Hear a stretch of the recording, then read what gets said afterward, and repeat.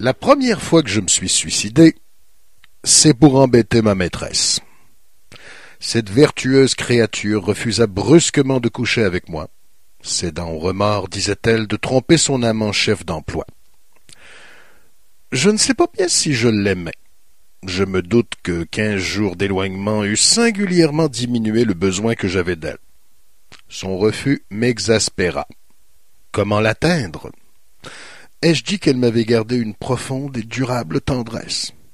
Je me suis tué pour embêter ma maîtresse. On me pardonne ce suicide quand on considère mon extrême jeunesse à l'époque de cette aventure. La deuxième fois que je me suis tué, c'est par paresse. Pauvre, ayant pour tout travail une horreur anticipée, je me suis tué un jour sans conviction, comme j'avais vécu.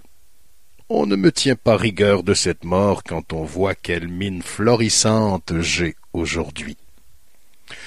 La troisième fois, je vous fais grâce du récit de mes autres suicides, pourvu que vous consentiez à écouter encore celui-ci. Je venais de me coucher, après une soirée où mon ennui n'avait certainement pas été plus assiégeant que les autres soirs. Je pris la décision et, en même temps, je me le rappelle très précisément, j'articulai la seule raison, et puis zut! Je me levai et j'allai chercher l'unique arme de la maison, un petit revolver qu'avait acheté un de mes grands-pères chargé de balles également vieilles. On verra tout à l'heure pourquoi j'insiste sur ce détail. Couchant nu dans mon lit, j'étais nu dans ma chambre. Il faisait froid. Je me hâtai de m'enfouir sous les couvertures.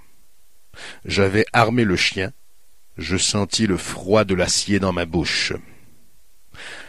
À ce moment, il est vraisemblable que je sentais mon cœur battre, ainsi que je le sentais battre en écoutant le sifflement d'un obus avant qu'il n'éclatât, comme en présence de l'irréparable pas encore consommé. J'ai pressé sur la gâchette, le chien s'est abattu, le coup n'était pas parti. J'ai alors posé mon arme sur une petite table, probablement en riant un peu nerveusement. 10 minutes après, je dormais.